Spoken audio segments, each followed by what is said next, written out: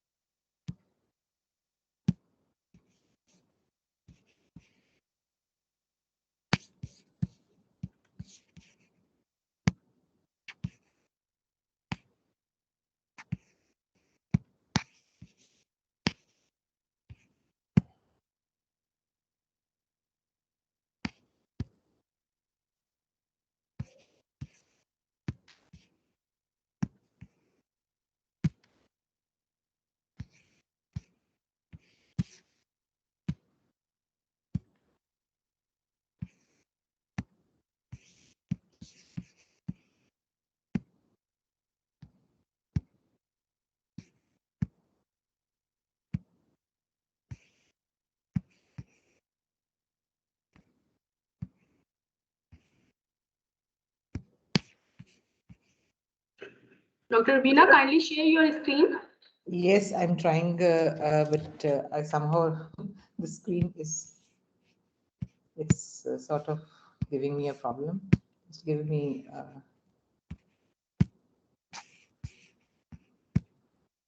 Actually, I cannot get my desktop on. I cannot visualize my desktop when I want to share the screen.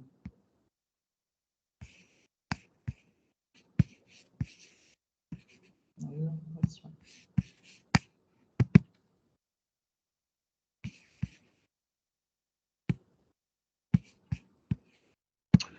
Dr. Rubeena, kindly switch on your camera and share your presentation through the option of share tray.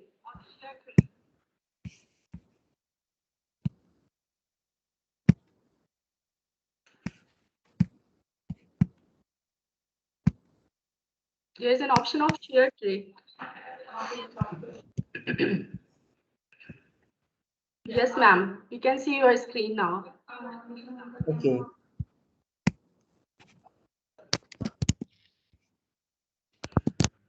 Ma'am, kindly switch on your camera. I'm okay. I will do that.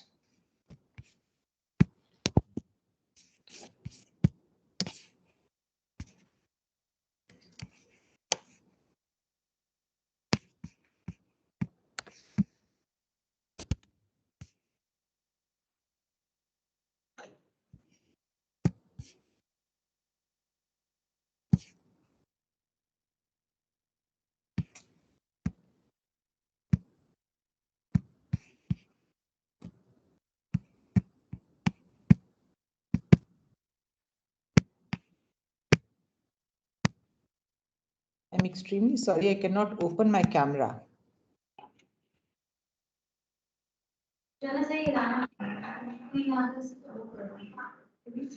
Okay, ma'am, kindly share your slides through slide share button. I have started sharing the slides.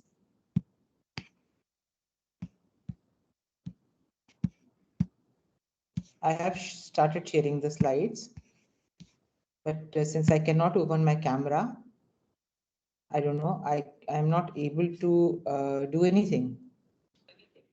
It's okay, ma'am, you can continue. Can you see my screen? Yes, ma'am. Okay. Kindly put it on slide share. Yes, ma'am, it is okay. You can start. Over to you. Okay.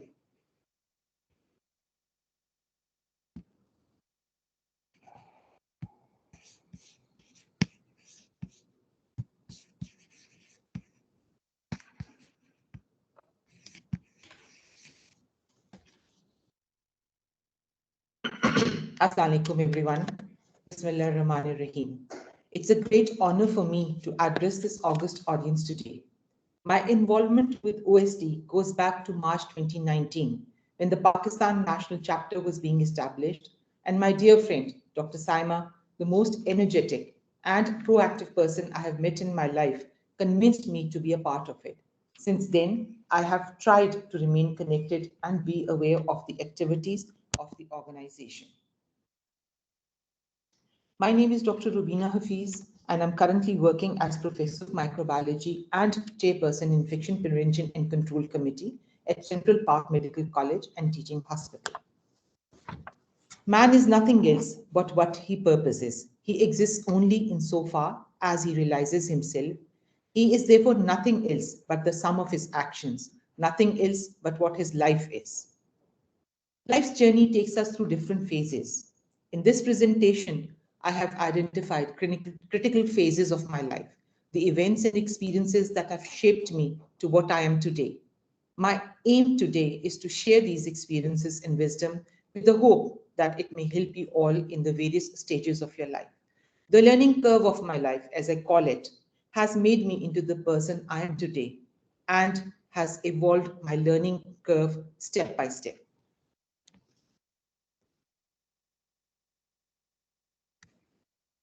Learning starts at home. That is what I believe. My father had a significant influence on making me who I am today. He helped me to pursue my interests with a strong focus on learning. My parents' support provided a strong platform for me to learn and explore.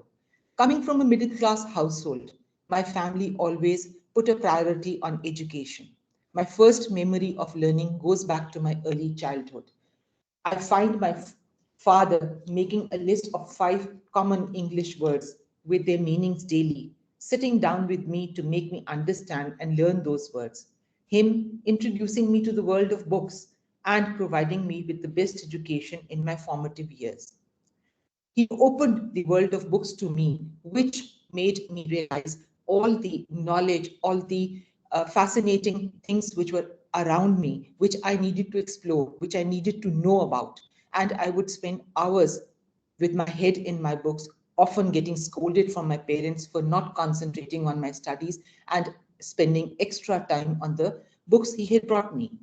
The desire to make my family proud and serve my community, giving back to me, to those who gave me so much to me, had always been a driving force for myself.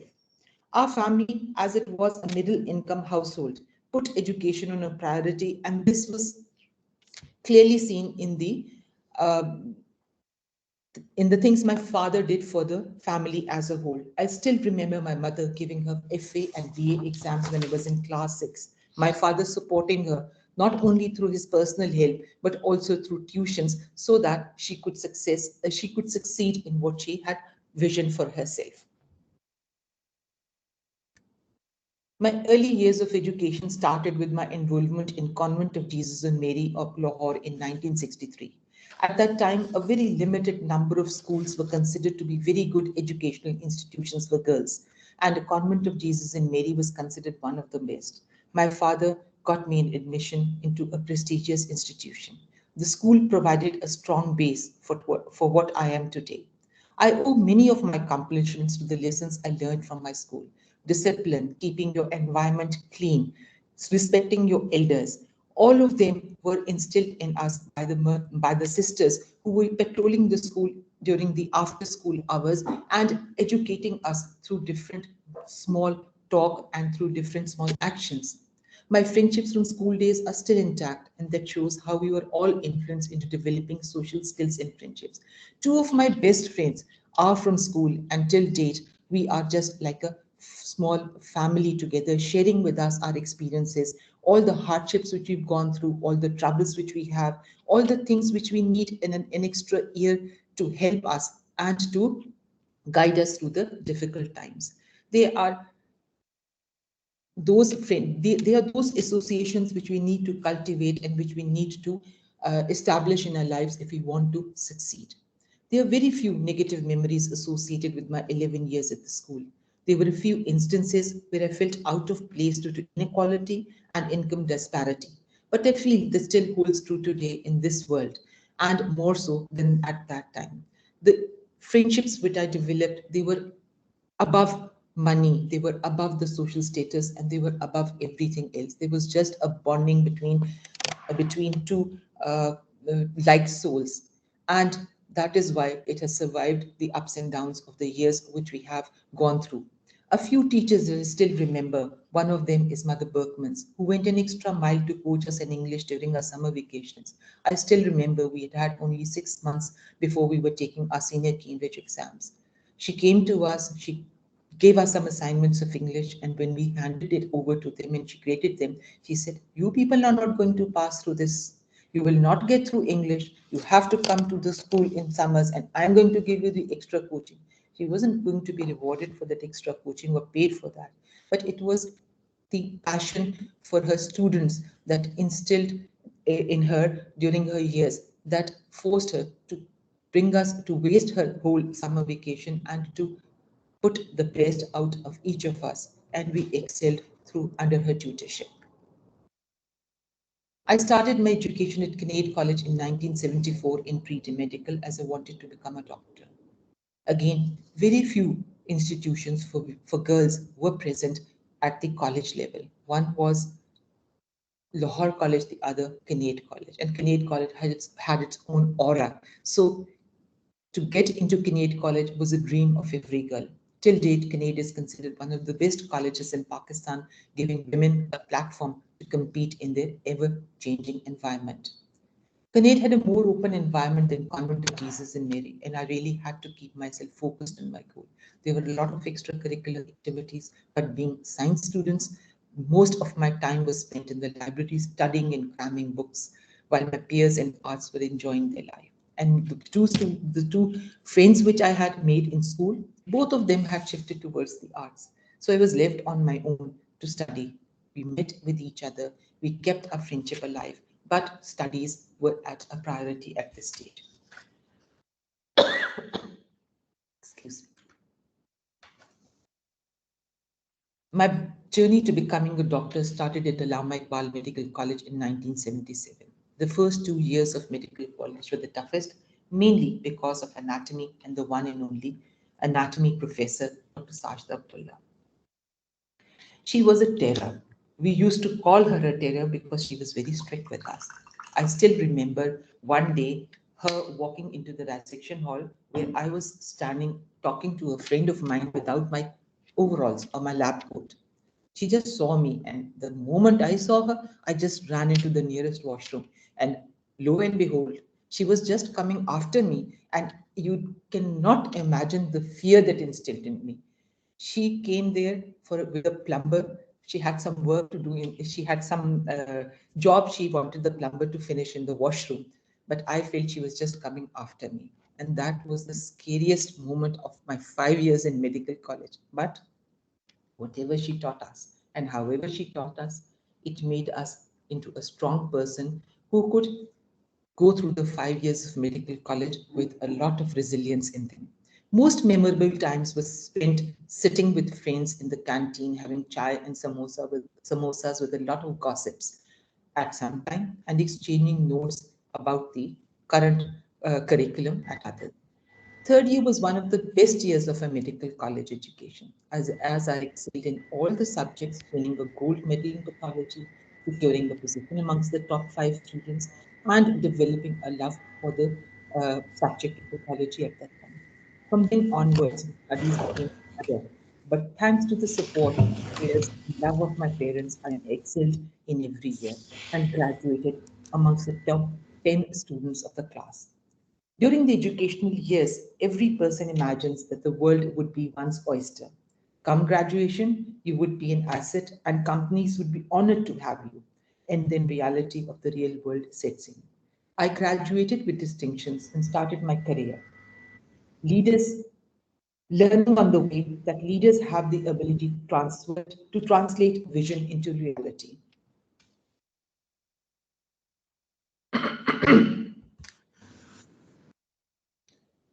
During my house job, I got married where my personal life journey started. My husband became an additional pillar of strength and support for me. Coming from the same medical background, he understood the challenges that I had faced, pushing and empowering me to excel further and fulfill my potential.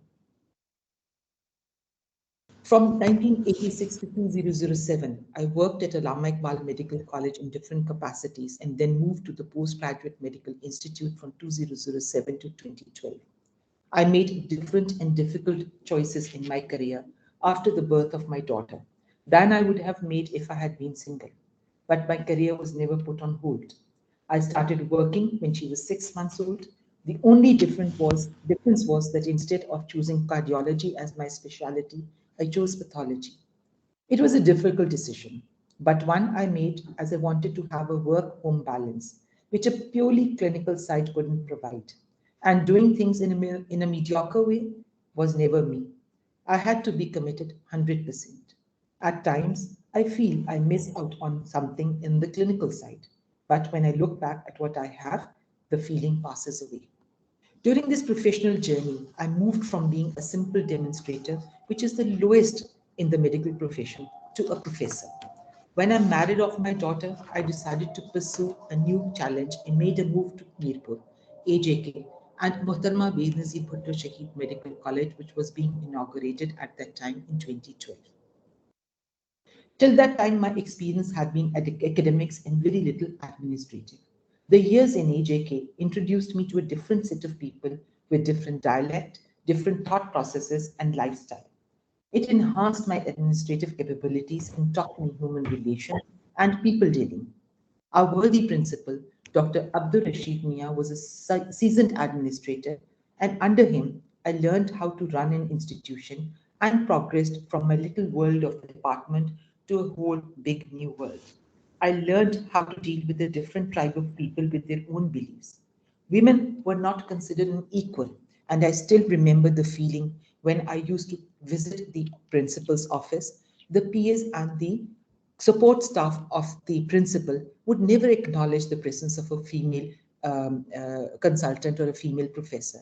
They would just go on about their way. But it was the foresight of the principal who would just get up, who would give me a pat on the head, acknowledging me, greeting me, so that gradually, with passage of time, with all the respect he used to give to the female colleagues, that was transferred to the rest of the staff. And before I left, I had earned a place in their lives as well. Different government, I came to know how to deal with different government agencies for resources and funds for the college and for the students. Well, after fulfilling my commitment and seeing the first batch graduate, I decided to move back to Lahore. I joined Efesina Medical College and Hospital initially from 2018 to 2021 when I moved back to Lahore. Then in March 2021, I switched to Central Park Medical College when a more challenging position was offered to me. My several years of progressively responsible experience has encompassed management of all aspects of pathology, especially microbiology, in a range from managing and looking after proper running of the laboratory to teaching of both undergraduate and postgraduate microbiology courses. As a medical educator, I have taught undergraduates, postgraduates, nurses, paramedics, third year and fourth year medical students, BSc, MSc, PhD, and even FCPA students. At one time, I was a visiting consultant or a visiting lecturer at Punjab University, Microbiology and Molecular Genetics Department. That experience also enriched my horizons. It also made me realize a different set of people and a different set of way of education. I learned a lot during my 1 or 2 years when I went there as a visiting faculty. As a consultant microbiologist, I headed microbiology department at Chairperson Lab Lahore from 1997 to 2012. This was another clinical experience for me and a practical experience for me, which made me realize the deficiencies which I had while I was going through all these phases of my life. I came to know how to deal with patients. I came to know how to deal with different types of people. I came to know how you satisfy a person when he has a critically ill report in his hands. I learned how you deal with professors. I learned how you deal with stubborn people. I learned how to deal with people who do not know what they are talking about and still making them understand your viewpoint. Professor Dr. Akhtar Sureel Choktai, CEO of Choktai's Lab, has been my mentor since medical college, and probably he was one of the influencing people in me taking up pathology as a career. He has been a big influencer in shaping my life and in also bringing me back to Central Park Medical Colleges with all the challenges that the establishment of this college offered. And that was always a very big point for me to change, to go forward and to challenge myself with new things. As a researcher, I have planned, supervised, and conducted clinical research trials.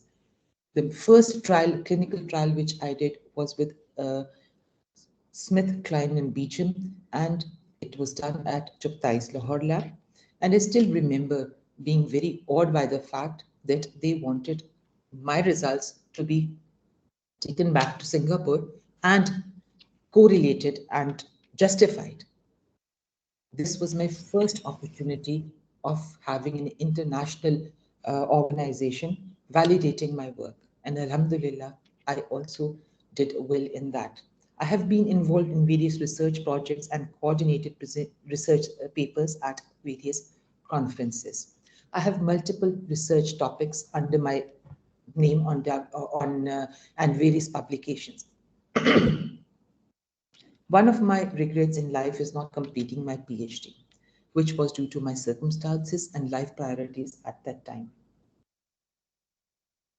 Probably the reason was the fact that I was in a crucial stage of my life. My children were more important for me. The education of my children and their success was more important.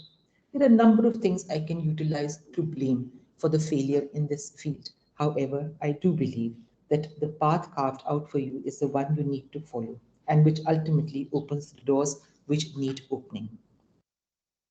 I am a strong believer in the chosen path. Allah always directs you towards the best, and where I stand today may not have been possible had I made a different decision. Currently, I'm also involved in the Infection Prevention and Control Program at the Central Park Teaching Hospital in the capacity of chairperson. This portfolio is giving me an opportunity to provide support to the hospital and also to make a difference in how we perceive biosafety and how we perceive infection control at different levels by different people. I'm proud of the fact that the education instilled in me in my childhood served for the betterment of the future generations. Gradually, teaching became my passion, and today I'm proudly saying that I am instrumental in directing a number of my students towards the right path. I made many new friends and new enemies. One thing which I learned in my journey is very few people are with you in sincerity. Most of them are there to judge you, to see you fall and to compete. Even with the best of friends in careers, the element of jealousy always surfaces. Be aware of yourself and those around you to succeed in life. As I moved beyond in my life, training in different ways always had a fascination for me. The first training which I enrolled for was in molecular genetics in Utrecht, and that was linked to my PhD program which I had started. I wanted a new perspective on molecular genetics in hemophilia. For that purpose, a training came up in Netherlands, and I joined that. I spent a couple of months there learning how to do the hemophilia genetics and came back to apply the same knowledge at Punjab University Molecular Departments of Genetics and Microbiology. But as I mentioned previously, due to certain personal and circumstantial reasons, I was not able to continue or complete. I continued it for about 3 years, tried my level best, but career choices, not availability, non-availability of study leaves, job being important, being left behind in the job if I had taken a leave at that time, foregoing my promotions. All of these factors were probably instrumental in me not completing my education at that time. Had I just sat down, taken a leave of absence from my studies and from everything else, probably I would have been able to complete my PhD. But as I've said, pathways are carved for you, which lead you to better destinations. I also trained in Jordan for a week in LQMS, which is the Laboratory Quality Management Systems. And at that time, shifting towards the software was a very new thing. And this was being done by the US Naval Medical Research Unit. And I was selected for it and sent by the government to learn this software and to come back and implement it in the medical colleges over here. I believe learning never stops, and I hope it continues till my last breath. The year of 2017 impacted my life in yet another way. Settled and fallen in a routine, life had become very stale, and the urge to do something new was there. But no avenue seemed to be opening up. When the call for a biosafety workshop was sent, I just went out of curiosity and to spend a few days in Islamabad with friends posted there. But this turned out to be yet another curveball of life for me. As I sat there waiting for the workshop to begin, I thought, at the stage of professor of microbiology, I knew all I had to know about biosafety and about microbiology. What new can I learn today? I was mistaken. The moment the presenter, Sean Kaufman, started, I didn't know where time flew. He opened an entirely new world of concepts, perceptions about biosafety, behavioral influences, not only at the workplace, but also in life. I learned so much. I was hooked. There I met Dr. Saima and a number of other people who enriched my life with their presence, experience, and friendship. No doubt, all of them were far younger to me in age, but all of them far above in their respective fields. And I got lots of mentors in my life at that stage. To this day, I am grateful to PEPSA and especially Dr. Ziba for choosing me to continue the training series.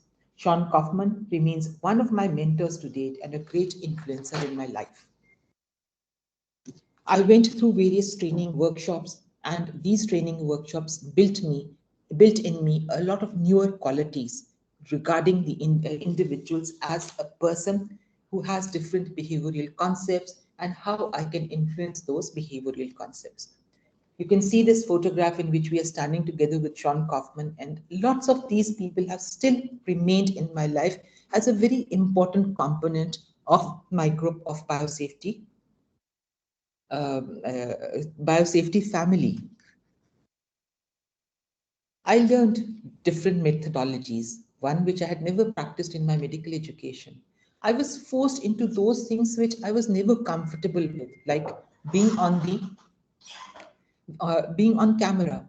Even today, I have a fear of the camera. I'm not very good at making videos. I'm not very good at uh, making presentations which are extempore. But The whole biofamily team stands by you. The whole biosafety family stands by you.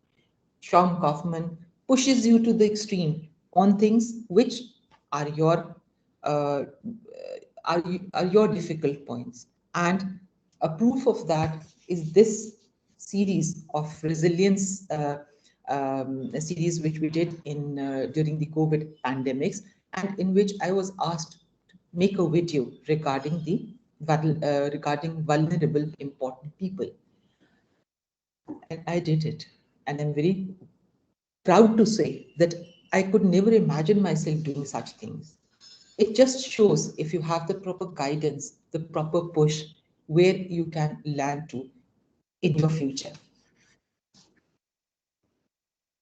Again, biosafety trainings and workshops, they were not just workshops, they were a whole new set of life.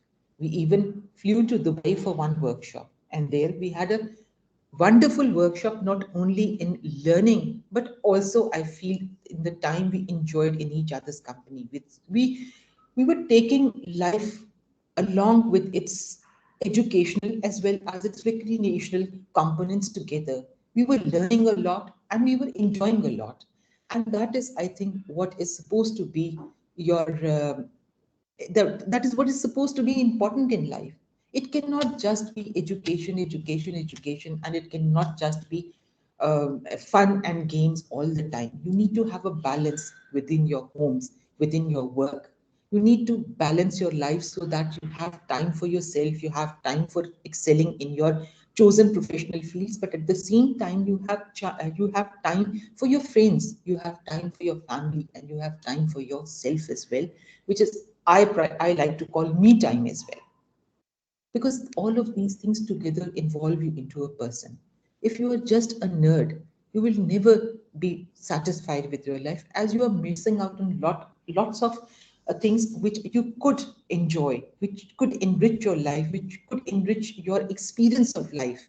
And similarly, if you're just enjoying life, you miss out on so many other things. You miss out on the knowledge, you miss out on friends, you miss out on people. So we need to have a balance. We need to do things side by side. We need to put a priority on our professional as well as our personal life. There should be a balance between the two. Till date, I am doing lots of workshops, and since most of them have now gone online, it has become a little bit easier, although it's not as much fun as we used to have when we were doing it in person, because that takes it to another level. It involves human relationship, human companionship. It involves human interaction, and wherever there is human interaction, the level rises to another heights. But since COVID limited everything, we still found a way to keep in touch with each other, to learn from each other. And currently, I'm enrolled in another PEPSA activity, which is the Emergency Risk Communication Program. It's going to end today. And every time I enroll in a module with PEPSA, it's a new world and a new horizon for me, which I need to conquer. I learn so much even at this stage of my life. And I would like to say that whenever you find an opportunity to learn, please don't hesitate. Don't think this is not the time. Don't think this is far above me. Don't think this is far beneath me. Because each and every word you listen to in your life, that enriches your life experience, that makes you into what you are. And believe me, it's really worth it. That is what I've learned. Education is not preparation for life, but but education is life in itself. Today, I can claim I have evolved into an individual who is utilizing her knowledge diversely for the benefit of the future generations, as well as for improving the current situation of the institution and people I am working for. At the same time, I am working for myself. I am benefiting myself as well. My learning curve is still evolving. I have passed on the love of books and my passion to do something in life to my children, but the love to read, learn, and to do some good for others still remains. I'm extremely grateful to OWSD Executive Committee for arranging this. It has surely served the newcomers in diverse ways. and open new horizons for them. As experience teaches you like nothing, you learn from the experience of others, but you become alive when you experience it yourself. I'm grateful to Professor Dr. Bisma, Professor Dr. Azra, Dr. Sitwat for providing this platform to me. A special thanks go out to Dr. Saima for being a force in herself and having the vision to elevate and empower women around her. I am fortunate that our paths crossed and we have become instrumental in more than one ways in our lives. I hope you have gained, I hope you gained something from what I have said today. Life is never a bed of roses. You get lots of good things along with the bad. And if you don't get the bad things, you do not evolve. If you have a very peace, if you have a very comfortable journey, you will not realize the things which you can realize if you have a few stones in your pathway. Thank you so much for listening to me and giving me this opportunity.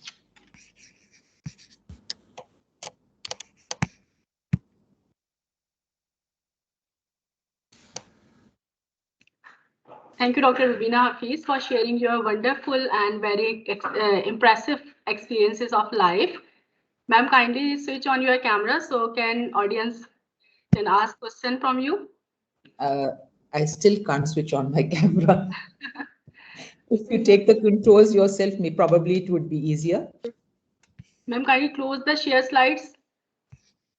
Then maybe you can switch on your camera. Yes, that worked.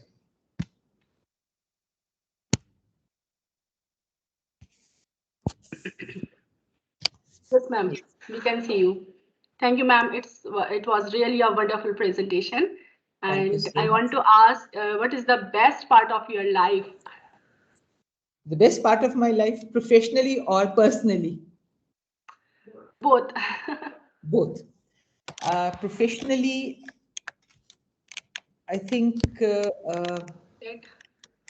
professionally, it was probably the day I received appreciation from my father for what I had done, because he had always been instrumental in making me what I was, what I am. And to this day, I think I would not have been what I am if my parents had not been there for me. I can still remember both my parents passed away a few years back. And till this date, I can remember all the little things which they used to do for me. Like being awake at 12 o'clock when I was studying for my medical exams, bringing me a glass of milk, giving me something to eat. My mother saying that I used to be a very emotional person and I used to cry at an instant, especially when I was studying. And my mother used to say that, Kash, तुम्हारे आंसू जो है ना मोती बन जाते, so I would have lots of malas with me. So this was, these were the things when I remember, when I graduated, that was probably my best moment in life, because I could see the pride in my parents' eyes.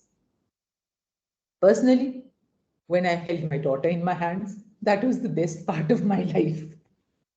And since then, maybe there are a lot of other things, because life is always a mixture. You can never pinpoint one incidence or one episode in life and say that this was the highlight of your life, because as life progresses, I've learned that things evolve, and sometimes it is one incident which was the highlight of your life, and after a few years something else crops up. Nowadays, it's my grandchildren who are the focus of my life, and probably the best thing which has occurred for me.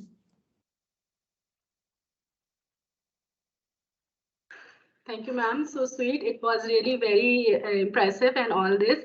And I really enjoyed this part of your presentation, the relation with your parents and especially with your father. It was very nice. Audience, if you have any question, you can unmute your mask and you can ask.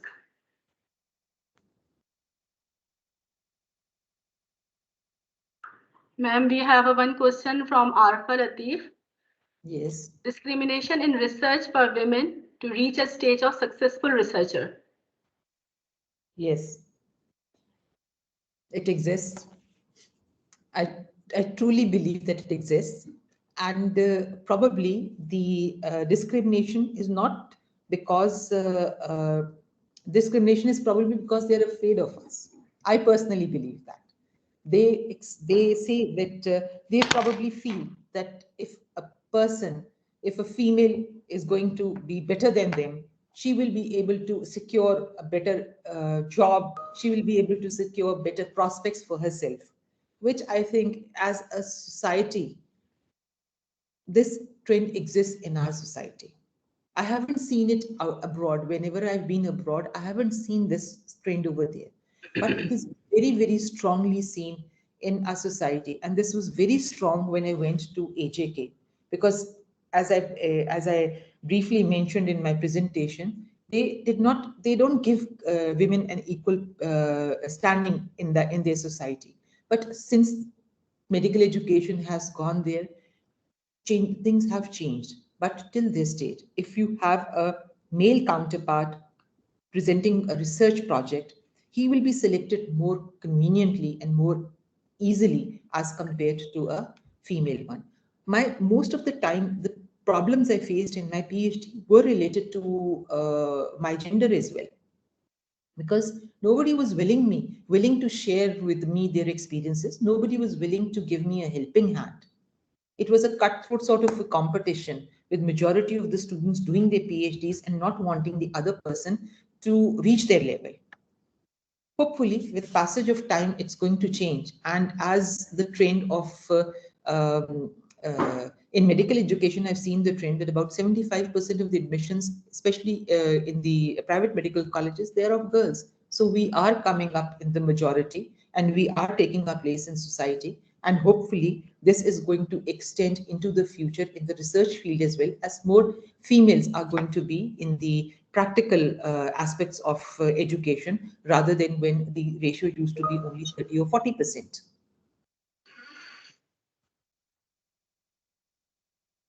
Okay, ma'am, we have another question. Professional activities you find full of fun with learning. What are those professional activities? Professional activities, I'm really enjoying my portfolio of being a chairperson in Infection Prevention and Control Committee these days.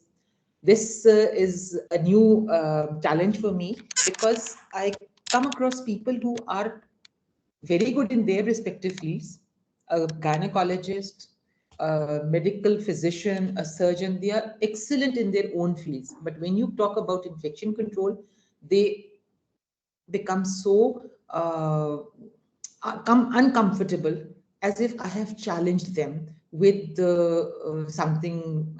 I have challenged their whole education, or I have challenged them with something which is going to make their whole life crumble, because they don't realize the importance of infection prevention and control.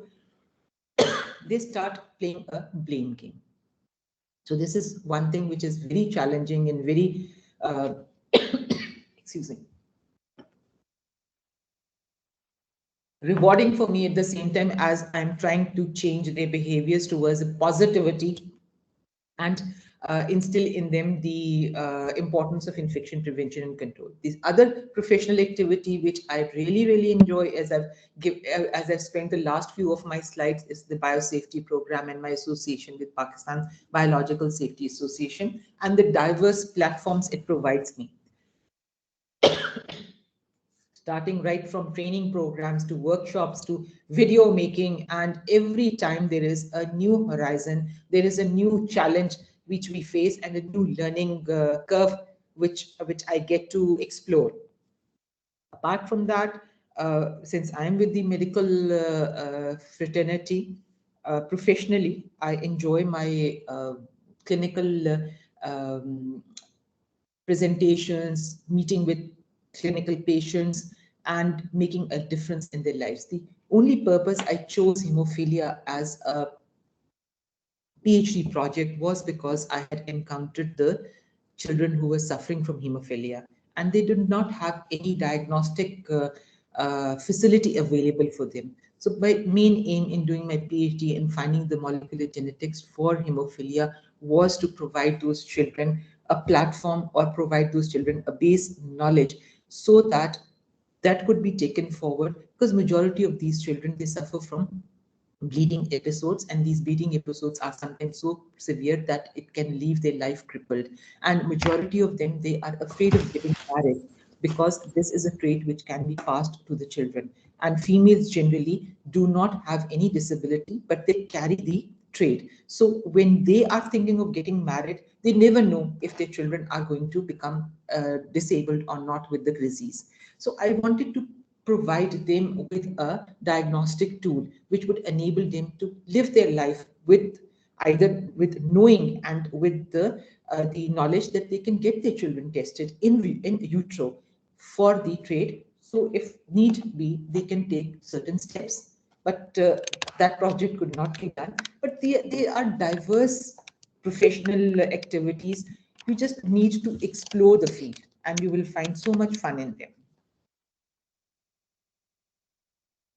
Thank you, Dr. Rubeena. Another question is from Sayyada Arisha Zaidi. She wants to ask, what measures should be taken to extend the services of PEPSA, and does government have any policies regarding biosecurity? What measures can be taken to extend PEPSA? PEPSA is already doing, I think, a lot. And since even despite the fact that we landed in COVID, PEPSA activities did not stop. We just need to have a contact with the chapter members which are involved in your region. And if you have any interest in joining PEPSA or it's any of its activities, you just need to reach out to the chapter members. And once they have your name, you will be enrolled in the future upcoming workshops. The second part of the question was?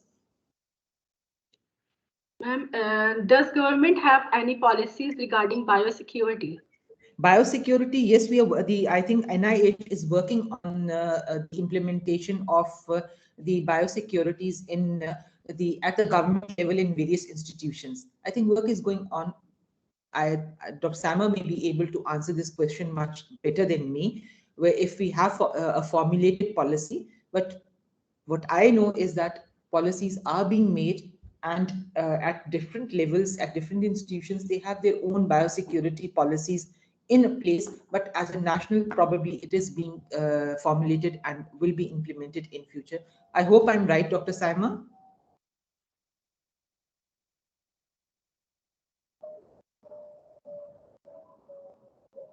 Yeah, you are actually right. And government of Pakistan has also announced their biosecurity policies on the behalf of NIH. And this biosecurity policies these biosecurity policies are coming from the NIH, not only from the NIH, from the AKU Karachi as well. And they have established a biorisk global management program through which the biosecurities and dual use of different aspects of hazards and risks will be communicated through it. Thank you so much, Dr. Sama. This is also news for me. Thank you. Thank you, Dr. Saima. Dr. Sayyeda Nusrat Nawab said that it was a really a wonderful presentation, and she want to ask, how can we improve our equality of research work in the presence of limited resources and limited collaboration? Difficult question. Thank you so much. But a difficult question, because I think it all depends on the person who is your mentor, or the person who is your supervisor for your research project. Because personally, I feel that the person who is leading you into the project, he is the best guide and the best resource person for you. When I enrolled in my PhD, I can explain that by my experience. When I enrolled in my PhD, my mentor over there was the chairperson, Dr. Shahida. And she extended to me each and every facility which was available at the institute at that time and which was not available at the institute. When I came back from Holland, from Netherlands after my training, I came to her and I said that for me to actually do the hemophilia work, I needed to have a set of conditions which I needed on a PCR machine, which enabled me to put different sets of conditions in one simple machine. And at that time, Punjab University or the department did not have that facility. But within 6 months, 3 months to 6 months, she was able to give me that machine. She pulled some strings, she pulled some resources out of nowhere. I don't know from where, but that is how a person works if they want their students to excel in any field.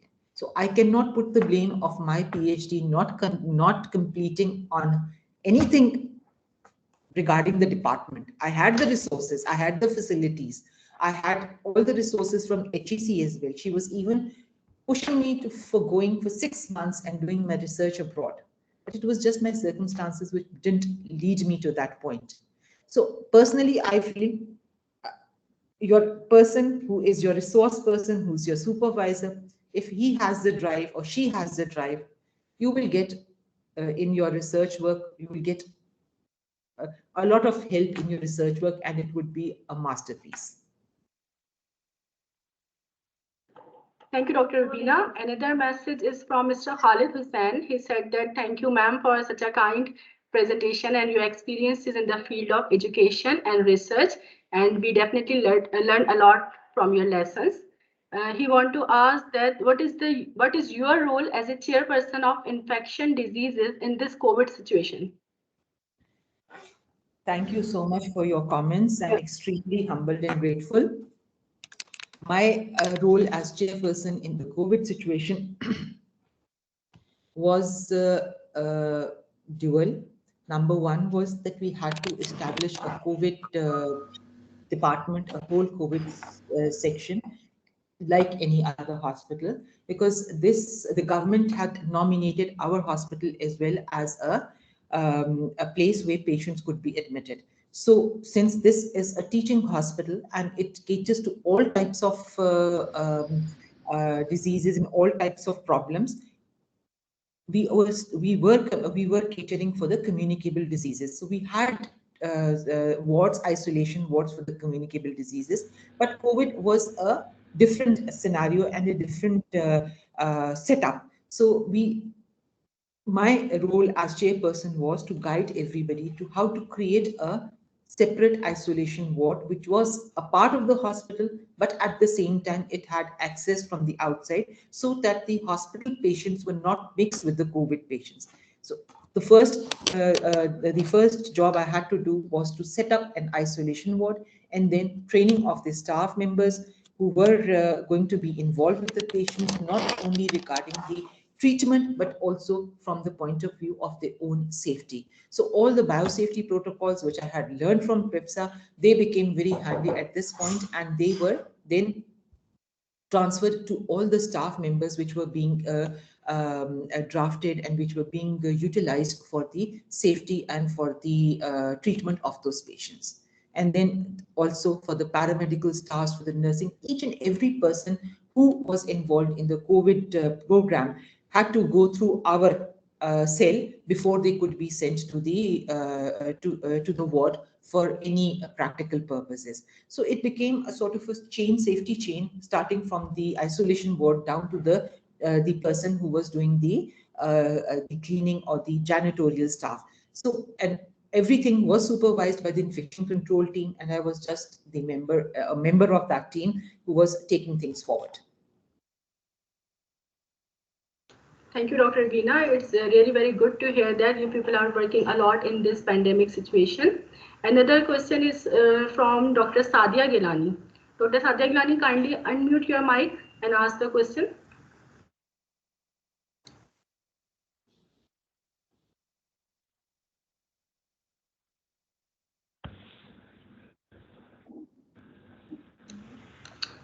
Dr. Sadia, are you here?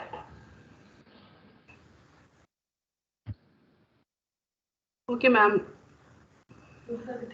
Okay, another question is from Ms. Sarvat Seher, and she said that wonderful presentation, and she want to ask which professional activities should be in a good researcher. which professional activities should be in a good researcher? Yes, ma'am. Dedication, critical thinking, I think being very meticulous about your work. Any profession, research is not limited to, I think research is not limited to any profession. You can do research in any profession. You can do research in maths as well. You can do research not just only in the practical fields of life, but also in literature. The only thing which is needed is your, I think, a passion for that field, your dedication to your work, and to make a difference through your work in society. Okay, ma'am, thank you. Another question is from Ms. Seher Khan. She wants to ask what is the differences in challenges from past to the present situation? Challenges in the past, which I can only talk about my experience. The challenges in the past when we were, when I was started working. She's asking about research, or she's asking about generally professionally?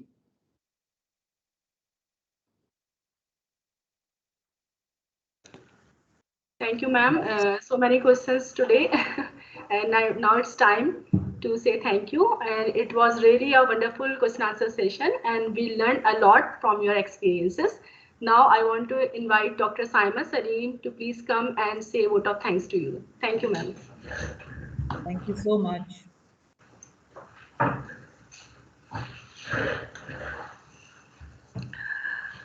Assalamu alaikum, Dr. Rubeena. It's really a pleasure looking at you at this forum today, and I really hope that sometime near future we can meet in person, which the activity we had in the past is disconnected. I am really grateful from on the behalf of OWSD National Chapter and in my personal capacity that you agreed for this lecture. I know you're so busy these days with your family and your children, and you have put all the effort to make this presentation happening. I would like to share with all of you that Dr. Rubeena is the person who can talk on any topic throughout for hours and hours. But I personally requested her to make a presentation and to put some activities in a pictorial form so we can have a record and we can see her in an action. So these kind of activity, and she always asks me that such kind of technical things, she's not good at it, but you can see today's presentation that how good she is and how well she presented today. And I'm really grateful, Dr. Rubeena, that you put all the efforts for this. Professor Beena Siddiqui, the President OWSD Pakistan, sent a special message for you that we were looking forward to see you from the last whole year. And we are really happy that at the end of this year, we really make it as an Executive Council member of OWSD chapter. And I would like to have much more things in near future as well with each one of the Executive Council member to make strengthen the OWSD Pakistan National Chapter with all our efforts and motivational lectures. Thank you so much, Dr. Rubeena. Really grateful to have you today. Thank you, Dr. Saima. And I would be amiss if I do not mention my daughter, who helped me in making this presentation. I can truly say that I'm not so good at making these presentations, but she was there beside me for a couple of hours last night, and she helped me in making this presentation what it is today. But thank you so much, Mariam. And I'm extremely grateful to Dr. Beena, Professor Beena, for her comments and for her good wishes. And I'm extremely grateful to each and every member of the executive committee for being so kind to me and for being so forthcoming with their comments. And inshallah, I will try my level best not to vanish for the past 1 year, but this past 1 year has been on a professional and a personal level a very hectic one for me. So, so my apologies to everybody, and hopefully the next year will bring us closer together, not only on virtual platforms, but also in reality and in person. Okay. Dr. Beena has also established her internet connection well, and she would like to say something. Dr. Beena, please go ahead, unmute yourself, and go ahead for your comments. Just Dr. Beena, unmute yourself. Yes. Unmute. Okay. Okay. Can you hear me now? Yes, I can hear you. Hello. Dr. Beena, could you please also turn on your camera? Hello. Yes. Hello. Yes. Can you hear me now?